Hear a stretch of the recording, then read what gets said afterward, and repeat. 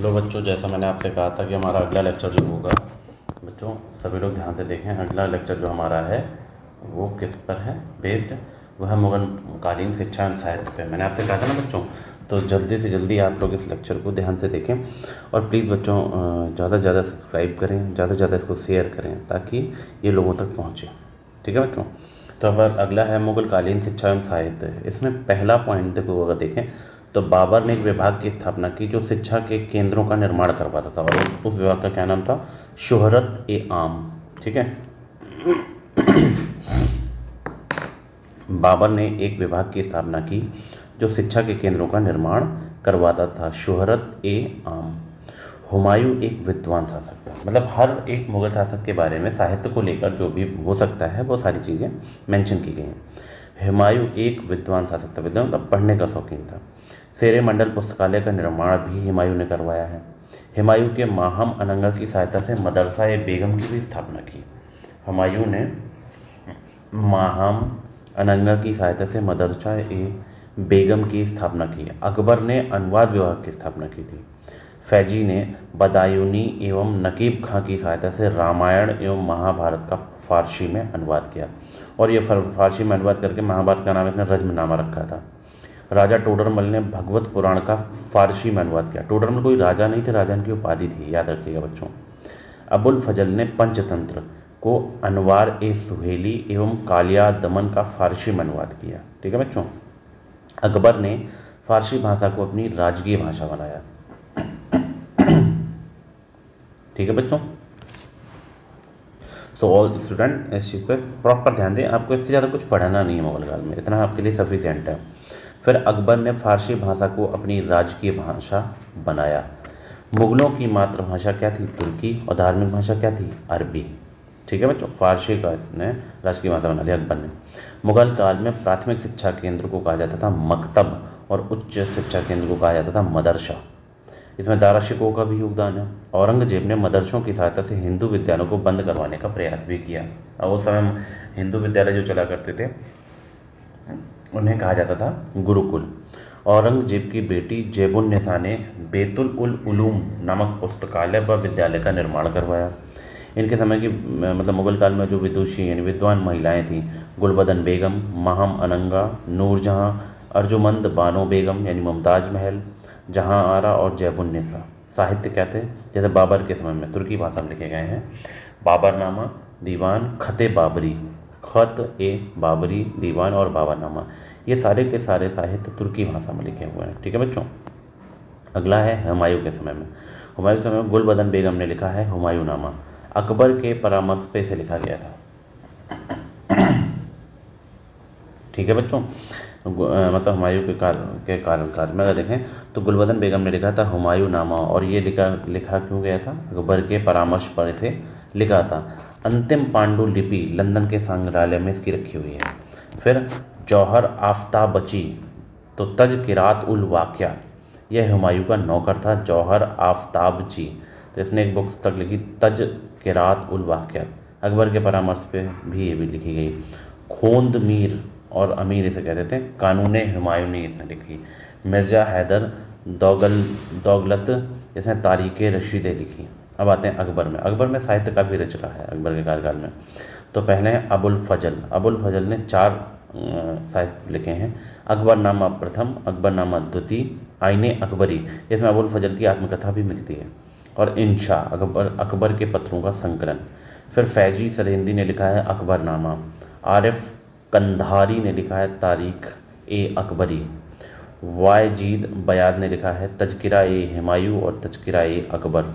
अब्दुल कादिर बदायूनी इसने लिखा है मुंतखब उल तवारीख, इसे भारत का आम इतिहास कहा जाता है। ठीक है बच्चों।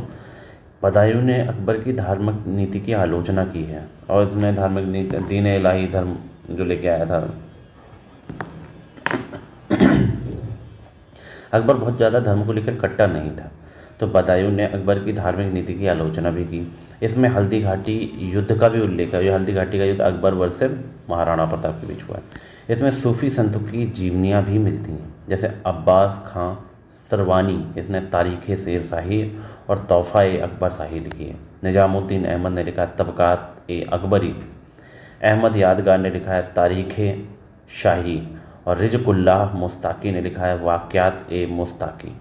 अब अंग्रेज़ जो मुस्लिम शासक रहे मुग़ल काल के, वो थे जहांगीर, और जहांगीर के समय में जहांगीर मोतमिद खां और मोहम्मद हाफिज़ी ने मिलकर लिखा है तुजुके जहांगीरी, ठीक है। और मोतमिद खां ने लिखा है इकबाल नामा ए जहांगीरी भी। अब आते हैं शाहजहाँ में। शाहजहाँ के शासनकाल में मोहम्मद अमीन कजविनी ने पादशाहनामा प्रथम लिखा है, अब्दुल हमीद लाहौरी ने पादशाहनामा द्वितीय लिखा है, मोहम्मद वारिश पादशाहनामा तृतीय लिखा है, और इनायत खान ने पादशाहनामा चतुर्थ लिखा। और ये पादशाहनामा कुछ नहीं, बादशाहनामा ही है। अब है औरंगजेब। औरंगजेब को आलमगीर भी कहा जाता था ना, तो औरंगजेब के समय काजिम सिराजी इसने लिखा था आलमगीर नामा। आलमगीर नामा बेसिकली किस पे होगा? औरंगजेब पे। आकील खां इसने लिखा था वाक़यात ए आलमगीरी। भीमसेन सक्सेना इसने लिखा था नुस्खा ए दिलखुशा। ईश्वर दास नागर ने लिखा था फुतुहात ए आलमगीर। सुरजन राय भंडारी ने लिखा था खुलाशत उल तवारीख। और कानूनों का संकलन जो है वो फतवा ए आलमगीर में, जो फतवा ए आलमगीर है, अब बच्चों ध्यान से देखो, फतवा ए आलमगीर, इसमें कुछ नहीं है, इसमें कानूनों का संकलन है। तो बेसिकली मुग़ल काल का यही इतना साहित्य है, शिक्षा एवं साहित्य, ठीक है बच्चों, ये मुग़ल काल का शिक्षा एवं साहित्य था।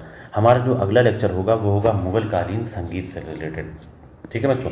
वैसे अगर आप चाहो तो मैं ऐसा करते हैं, हम इसी लेक्चर में मुग़ल कालीन संगीत को भी समाप्त कर देते हैं।